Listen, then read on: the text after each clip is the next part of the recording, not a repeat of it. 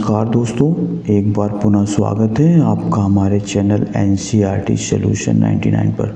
दोस्तों, हमें आशा है आप अच्छे होंगे, स्वस्थ होंगे और आपकी पढ़ाई अच्छे से चल रही होगी। दोस्तों, आज हम जो है आत्मकथ्य चैप्टर है, जो दोस्तों आत्मकथ्य कविता है, जो दोस्तों जयशंकर प्रसाद द्वारा लिखी गई है और कक्षा 10वीं के सिलेबस में लगी हुई तो कविता है दोस्तों। इसके महत्वपूर्ण प्रश्नों को देखेंगे दोस्तों आत्मकथ्य कविता के। दोस्तों, ये कविता जयशंकर प्रसाद द्वारा लिखी गई है और उनके दोस्तों छाया कहानी संग्रह से ली गई है। दोस्तों, जो आत्मकथ्य कविता है जयशंकर प्रसाद की एक प्रसिद्ध रचना है दोस्तों। और दोस्तों, इस कविता में उन्होंने अपने जीवन के बारे में दोस्तों जीवन के अनुभवों को व्यक्त किया है और व्यक्त करने से दोस्तों इनकार किया है। वो मानते हैं दोस्तों कि उनका जीवन कोई साधारण है और उन्होंने जीवन में कुछ भी खास नहीं है। वो दूसरों को जो है बताना नहीं चाहते दोस्तों अपने जीवन के बारे में। जयशंकर प्रसाद दोस्तों छायावादी कवि थे और उनकी जो कविता जो है पहली बार दोस्तों 1932 में हंस के आत्मकथा विशेष भाग में प्रकाशित हुई थी। तो दोस्तों याद रखना आपको, जो आत्मकथ्य कविता है जो 1932 में जो है हंस के आत्मकथा के विशेष भाग में प्रकाशित हुई थी। तो दोस्तों ये कुछ महत्वपूर्ण तथ्य थे जयशंकर प्रसाद के बारे में। दोस्तों अब देखते हैं उनके मेन प्रश्नों को। तो दोस्तों पहला प्रश्न है, कवि आत्मकथा लिखने से क्यों बचना चाहता? दोस्तों बहुत IMP क्वेश्चन है। तो दोस्तों देखते हैं इसका उत्तर देखते हैं दोस्तों। कवि ने अपने जीवन में कई बार धोखा खाया है और उसका जीवन कई दुखद घटनाओं से भरा हुआ है। यही कारण है दोस्तों कि जो है कवि आत्मकथा लिखने से बचना चाहता है। दोस्तों कवि का जीवन बहुत कष्टों और दुखों से भरा रहा और इसी कारण से वो जो है कवि दोस्तों जयशंकर प्रसाद आत्मकथा लिखने से बचना चाहते हैं। इसके बाद दोस्तों प्रश्न क्रमांक दूसरा देखते हैं। आत्मकथा सुनाने के संदर्भ में अभी समय भी नहीं है, कवि ऐसा क्यों कहता है? तो दोस्तों इसका आंसर देखते हैं। अभी समय नहीं, कवि ने ऐसा इसलिए कहा है दोस्तों क्योंकि कवि को लगता है कि उसे जीवन में अब तक कोई उपलब्धि हासिल नहीं की है। मतलब उसके जीवन में अभी कुछ खास नहीं हुआ है जिससे कि दोस्तों वह बता सके, जो दूसरों को बताने योग्य हो। तो दोस्तों वो जो है हंसी का पात्र नहीं बनना चाहता है, इसलिए वह जो है कवि ने ऐसा कहा है क्योंकि कवि को लगता है कि उसने जीवन में अभी तक कोई भी उपलब्धि हासिल नहीं की है जो दूसरे के बताने योग्य हो। तो दोस्तों ये था प्रश्न क्रमांक दूसरे का आंसर। इसके बाद दोस्तों प्रश्न क्रमांक तीसरा देखते हैं। दोस्तों बच्चों आपसे आग्रह है कि आप हमारे चैनल को अगर अभी तक सब्सक्राइब नहीं किया है तो प्लीज़ हमारे चैनल को सब्सक्राइब कर दें दोस्तों, और इसको लाइक करके अपने दोस्तों में ये प्रश्नोत्तरी शेयर कर दें दोस्तों। इसके बाद प्रश्न क्रमांक 3 देखते हैं दोस्तों। प्रश्न क्रमांक 3 में पूछा गया स्मृति को पाथे बनने में से कवि का क्या आशय है? दोस्तों बहुत ही IMP क्वेश्चन है, इसको IMP लगा रहे हैं दोस्तों। स्मृति को पाथे बनने से, ये दोस्तों पिछली वर्ष परीक्षा में पूछा गया प्रश्न है दोस्तों और इसके आने की संभावना भी दोस्तों 100% है कि इस बार ये रिपीट होगा दोस्तों। स्मृति को पाथे दोस्तों कहलाता है रास्ते में दिया जाने वाला भोजन। अर्थात जब कोई राहगीर रास्ते में यात्रा करता है तो जो रास्ते का जो भोजन होता है दोस्तों वो पाथे कहलाता है। स्मृति को पाथे बनाने से कवि का क्या आशय है? दोस्तों स्मृति को पाथे बनाने से कवि का आशय है कि कवि अपने प्रीतम के साथ जो सुखद समय बिताया था दोस्तों, अपने जो प्रेमिका के साथ जो सुखद समय बिताया था उन्हीं यादों के सहारे अब वो पूरी ज़िंदगी बिता देना चाहता है। ये दोस्तों इस प्रश्न का आंसर है। तो दोस्तों इस प्रश्न को भी आप नोट डाउन कर लें। इसके बाद दोस्तों प्रश्न क्रमांक जो है चौथा इम्पोर्टेंट नहीं है दोस्तों। इसके बाद दोस्तों प्रश्न क्रमांक 5वां देखते हैं दोस्तों, जो बहुत ही IMP क्वेश्चन है।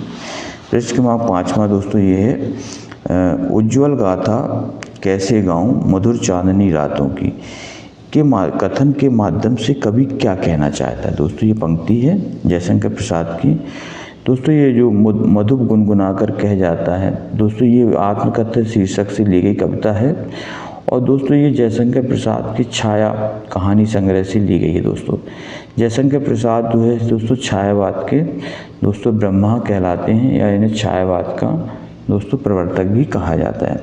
तो दोस्तों देखते हैं प्रश्न क्रमांक 5, उज्ज्वल गाथा कैसे गाऊं मधुर चांदनी रातों की कथन के माध्यम से कवि दोस्तों क्या कहना चाहता है। इस कथन के माध्यम से दोस्तों कवि कहना चाहता है कि मधुर चांदनी रातों में जो अपनी प्रेमिका के साथ जो क्षण बिताए थे वो सबके सामने प्रकट करने योग्य नहीं है। दोस्तों वो बताना चाहता है कि उसने जो अपनी प्रेमिका के साथ जो समय व्यतीत किया था, जो मधुर क्षण व्यतीत किए थे, वो अब सबके सामने जो है बताने के योग्य नहीं है। वो दोस्तों क्यों? क्योंकि दोस्तों अपना कष्ट बताने से व्यक्ति हंसी का पात्र बनता है। अतः वह अपने जीवन की मधुर यादों को अपने तक ही सीमित रखना चाहता है। यदि वह अपने जीवन की मधुर यादों को सार्वजनिक करेगा अर्थात सभी को दोस्तों बताएगा तो वह लोगों की हंसी का पात्र बन जाएगा। दोस्तों यथार्थ है, हम दूसरों को अपने कष्टों को अगर हम दूसरों को बताएंगे तो निश्चित ही दोस्तों दूसरे हमारा मजाक उड़ाएंगे। इसलिए दोस्तों हमें अपने कष्टों को या अपने जो यादों को किसी के साथ शेयर नहीं करना चाहिए। तो दोस्तों इस प्रश्न का ये आंसर था कि जो कवि ने जो अपनी मधुर चांदनी रातों को जो अपनी प्रेमिका के साथ गुजारे थे वो सबके सामने वो दोस्तों उनको प्रकट करना नहीं चाहता है। अतः वह अपने जीवन की मधुर यादों को अपने तक ही सीमित करना चाहता है। तो ठीक है, यदि वह अपने जीवन की मधुर यादों को सार्वजनिक करेगा तो वह लोगों की हंसी का क्या बनेगा दोस्तों? पात्र बनेगा। तो दोस्तों ये था प्रश्न क्रमांक 5। इसको दोस्तों ये दोस्तों इम्पोर्टेंट है, इसको भी आप इम्पोर्टेंट लगा दें। तो दोस्तों ये प्रश्न क्रमांक इसमें जो महत्वपूर्ण प्रश्न है दोस्तों वो हैं आपके प्रश्न क्रमांक 1, इसको आप महत्वपूर्ण लगा दें। और दोस्तों प्रश्न क्रमांक 2 ये भी महत्वपूर्ण है आपका। और प्रश्न क्रमांक 3 ये दोस्तों वेरी इंपॉर्टेंट है। और प्रश्न क्रमांक 5 ये भी दोस्तों वेरी इंपॉर्टेंट है। तो दोस्तों ये थे जयशंकर प्रसाद की जो कविता थी दोस्तों आत्मकथा, जो आपके दोस्तों क्षितिज में लगी हुई है, क्षितिज भाग 2 में। और दोस्तों कविता का शीर्षक है दोस्तों आत्मकथा। दोस्तों ये अध्याय 3 है, इसको भी आप याद रखें। और इसके लेखक हैं दोस्तों आत्मकथा कविता की जयशंकर प्रसाद। दोस्तों हम जयशंकर प्रसाद के बारे में थोड़ा सा इनका परिचय भी दोस्तों देख लेते हैं। दोस्तों जयशंकर प्रसाद का जो जन्म दोस्तों जो है दोस्तों देखते हैं, इनका जन्म जो है 1889 में हुआ था। और इनका जन्म स्थान दोस्तों काशी जो उत्तर प्रदेश बनारस के नाम से जाना जाता है। इनका दोस्तों मृत्यु का समय है 15 नवंबर 1937 में दोस्तों इनकी मृत्यु हो गई थी। बहुत ही कम अल्पायु में ही दोस्तों इनकी मृत्यु हो गई थी। इनके पिता का नाम था दोस्तों देवी प्रसाद साहू और इनकी माता का नाम था मुन्नी देवी। दोस्तों ये सुंगनी साहू नाम से प्रसिद्ध एक संपन्न घराने में पैदा हुए थे। दोस्तों ये सुंगनी साहू परिवार जो दोस्तों ऐसा परिवार होता है जिसमें दोस्तों तम्बाकू का काम किया जाता है। सुंगनी दोस्तों तम्बाकू को कहा जाता है। तो दोस्तों इनके पिताजी तम्बाकू का काम करते थे, इसलिए दोस्तों इन्हें सुंगनी साहू के नाम से जाना जाता है। 48 वर्ष की दोस्तों अल्पायु में इनकी दोस्तों मृत्यु हो गई थी। इनकी दोस्तों कुछ महत्वपूर्ण रचनाएं अक्सर परीक्षाओं में पूछी जाती हैं दोस्तों। झरना 1918 इसका प्रकाशन वर्ष, आंसू 1925, लहर 1933, कामायनी 1935। करुणालय दोस्तों इनका गीत नाट्य है 1913, स्कंदगुप्त 1928, चंद्रगुप्त 1931 और ध्रुव स्वामी 1933। ये दोस्तों इनके नाटक हैं। और दोस्तों ये इनके काव्य हैं चारों, इनको आप अच्छी तरह से नोट डाउन कर लें, अक्सर परीक्षाओं में पूछे जाते हैं।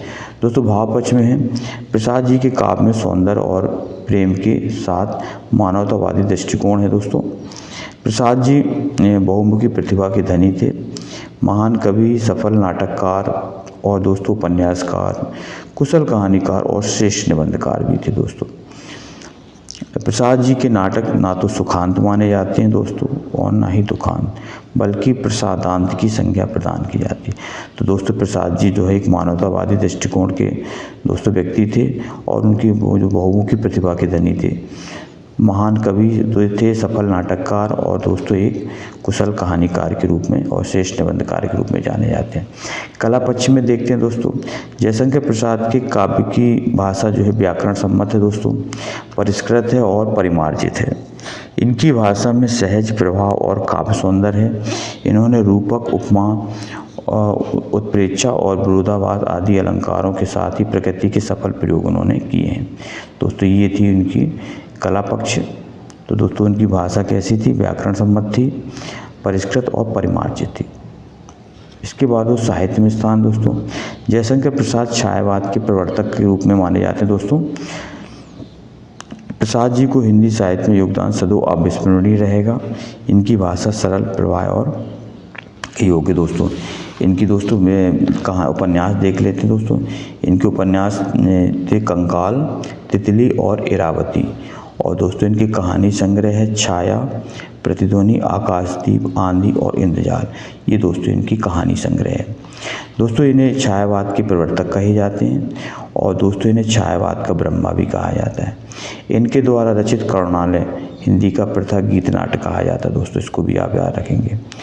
और कामायनी के लिए दोस्तों इन्हें मंगला प्रसाद पारितोषिक पुरस्कार मिला था। ये दोस्तों प्रश्न पूछा गया था कि जयशंकर प्रसाद को किस रचना के लिए मंगला प्रसाद पारितोषिक दोस्तों पुरस्कार मिला था। तो दोस्तों वो रचना थी कामायनी, जिसका प्रकाशन वर्ष है तो दोस्तों 1935। और दोस्तों 1909 में इन्होंने इंदु पत्रिका का प्रकाशन भी किया था। तो दोस्तों ये थे जो है कुछ महत्वपूर्ण जानकारी जयशंकर प्रसाद में। दोस्तों आई होप यू आपको दोस्तों ये प्रश्न उत्तर दोस्तों पसंद आए होंगे। आपसे दोस्तों एक आग्रह है कि आप एक बार हमारे चैनल को दोस्तों अगर आपने सब्सक्राइब नहीं किया है तो सब्सक्राइब कर दें और दोस्तों इस प्रश्नोत्तरी को अपने दोस्तों में शेयर करें। और दोस्तों इसी तरह आप अपना सहयोग और प्रेम देते रहें दोस्तों। आपका दिन शुभ हो। जय हिंद, जय भारत, वंदे मातरम दोस्तों।